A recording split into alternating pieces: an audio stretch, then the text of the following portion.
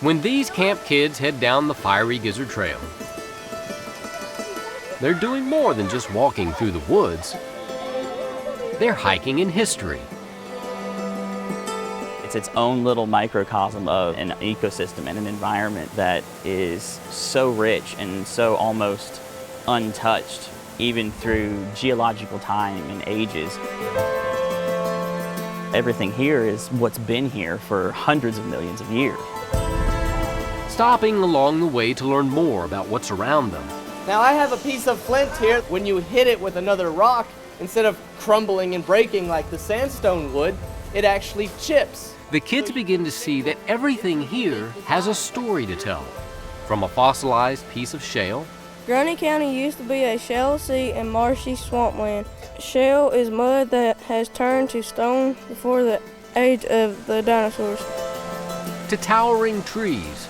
And what do we know about how old a tree is? 1 year by each tree. We don't know how old exactly this is because we haven't done a core sample, but a good guess would be 200, 300 years old. And even people who walked here before them. Davy Crockett, who lived close by, was a very important politician, soldier, and frontiersman who became an American folk hero. These trail tales help kids connect with this special place and the world.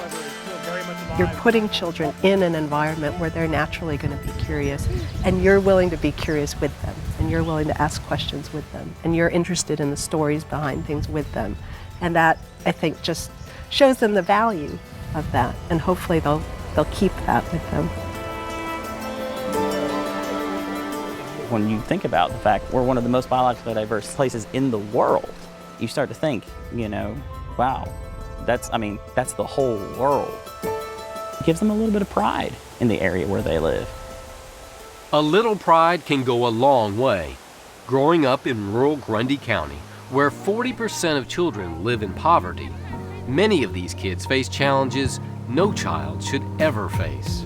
Sometimes maybe the rent can't be paid, or maybe you don't have electricity. And of course, in an area with poverty, that gives rise to a great deal of additional problems with, you know, drugs and especially meth, things that can literally mess your lives up forever. Oh, he's looking at that. Did you see that? Whoa, he is good. You know what, helping kids cope with the challenges that swirl around them was the idea behind Camp Discover. This is the scary part. In order to be comfortable holding a snake, you have to be comfortable with his head. Now, A collaborative effort by the University of the South, Yale University, Scholastic, Tracy City Elementary, South Cumberland State Park, and others. The camp gives kids positive experiences. What about you? Have you held a snake before? That turn into personal connections. It feels rubber. I kinda feel like it rubber. bones. Whether it's touching a wild animal, Totally.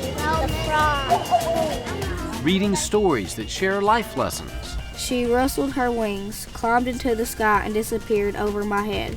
taking their own pictures. They were asked to try and take photographs of things that are special to them, places, people, things that they discovered, that they were new to them, that they wanted to find out more about. Playing together outside.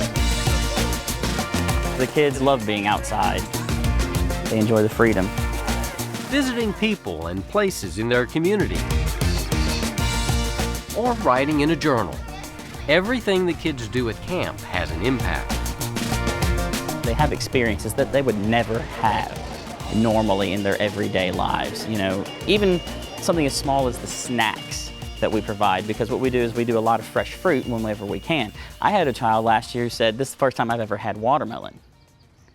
And to me, to be 10 or 11 years old and have never had watermelon was stymieing. I couldn't believe it. I think you're ready. Okay, here we go. Now, These new experiences help the kids come to a better understanding of themselves and their connection with the world around them, empowering them to weather life's storms. I'm not going to hold that too. If we can give these kids enough positive experiences that they can fall back on, then when a negative comes into their lives, they're more likely to be able to be self-sufficient, like some of the characters that we're reading about in My Side of the Mountain. And you know that it's not the end of the world. You know that you can make a difference. And you can make it and survive. Ultimately, they're going to become viable members of a community. So it's not so much about how to develop a community as it is about how to sustain and support a community through conversations. So we're really trying to get those habits going as early as possible. How to have a conversation in order to build communities. We all tell stories either in written form or verbally or through pictures and photographs. And all of those pieces really seem to contribute to the sense of children connecting with each other, children connecting with teachers, children connecting with people in the community, children connecting with the community itself and places in the community. Places like the Fiery Gizzard. Because as important as a support network of family, friends, and community might be to these kids, this natural support network will never go away. It can be a constant in these children's lives where they might not have one otherwise. It's a place that they can go, and they understand that it's a relatively safe place, and it's a place where they can explore being self-sufficient. They can explore ideas that they might not be able to within the four walls of their own home. And a place where they can continue to grow and learn how to tell their own stories of hope and promise and a better tomorrow. Stories that are as much a part of this place as these ancient rocks and towering trees. I'm Ken Tucker on Tennessee's Wild Side.